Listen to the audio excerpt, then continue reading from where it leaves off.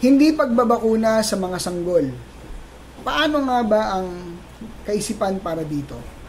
Dinadala mo ba sa kapahamakan ng mga bata? O natututo lang tayo or mas nagiging naiintindihan natin na mas nagiging educated tayo sa totoong kalusugan at dapat para sa tao? Doc Nan, Holistic Medicine, Health Coach Doctor. Tumataas yung mga kilay ng mga tao.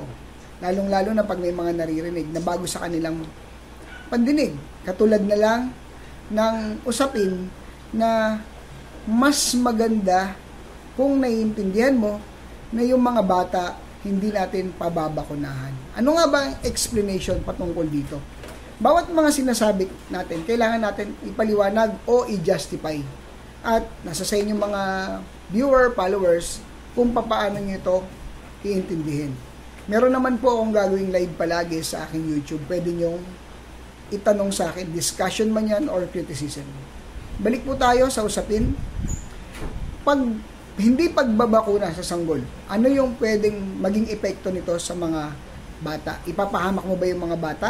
Lalong-lalo na kung kamag-anak mo, anak mo, o apo mo, yung bata. O mas dadalahin mo to sa mas magandang kinabukasan. Sa panahon po kasi ngayon, nauso na po, ito na yung information na nakakalap natin, na napaka-importante, ang newborn baby ay dumaan sa screening at ang daming bakuna kukumpletohin natin. Kahit nga sa mga hayop, ginagawa natin ito. Pero, yung sinasabi natin na dati naman walang ganyan, dapat i-implement yung ngayon ganun din, and then marami tayo na isasalbang mga sakit kapag dumaan sa tama o ganitong proseso. Paliwanag po natin, at make sure na intindihan niyo po ito. Kung pwede hanggang dulo, makinig kayo. Ang ating pong katawan, nakadesign po ito sa pinaka-toxic na environment. Ibig sabihin, dinisign po ito ng ating Panginoon na kahit ano pa po yung meron dyan, kaya nating mabuhay. Provided, educated tayo, naiintindihan natin. Sa panahon kasi ngayon, gusto natin instant. Nakikiuso tayo na, siyempre, akala natin ganun na ka-safe. Pero ito po yung mga bagay na dapat nyong maintindihan. Wala pong perfect na bakuna na ginawa ang tao. Bakit po?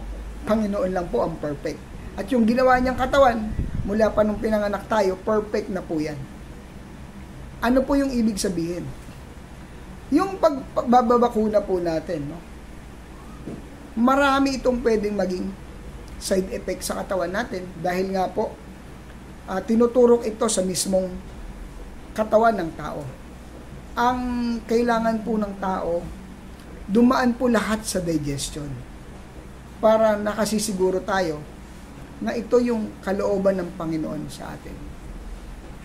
Ngayon, alam naman natin lahat po ng chemicals na ilalagay sa katawan natin, pwede magkaroon ng overdose at side effect. Kaya nga daw po pinag-aaralan. Pero sa usapin po ng pagbabakuna, marami pong chances na kung ano yung mangyari or maging reaction nito sa katawan natin. Na natural lang kasi nga po gawa ito ng tao. Ang gusto po nating sabihin, bakit po tayo malakas ang loob para sabihin na mas okay kung tayo ay hindi magpapabakuna. Pero dapat po naiintindihan natin. Kasi kung hindi lang tayo magpapabakuna, isinarado na lang natin yung utak at kaisipan natin dyan. Hindi rin po tama. Tingnan niyo po ito Tama naman po. Dahil unhealthy na nga ang lifestyle nyo, hindi kayo nakakasunod sa tamang proseso ng kalusugan. Okay lang, sumunod po tayo magpabakuna.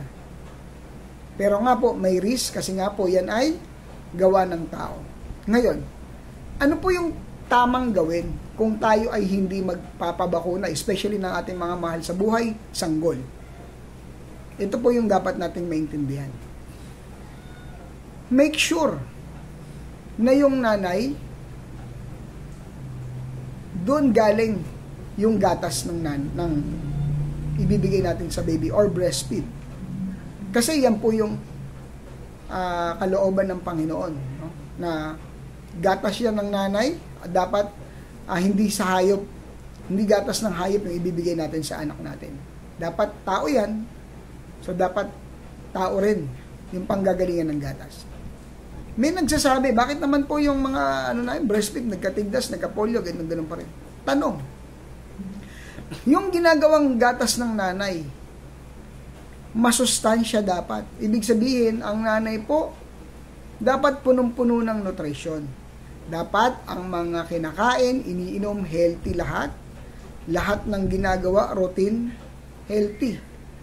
So, ibig sabihin, makakagawa tayo ng magandang gatas, punong-puno ng nutrisyon. Sapat po ito para paglabanan ng baby ang lahat ng panganib na nagbabanta sa tao.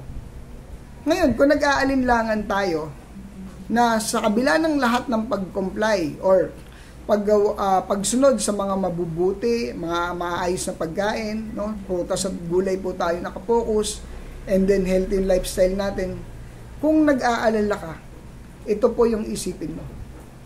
Ito po yung way ng Panginoon na noon pang mula pa nagsimula ang mundo hanggang almost 18 or more than 18th century. Dito na nabubuhay ang tao. Bakit hindi natin gawin yung pinaka healthy paraan para ibalik ito?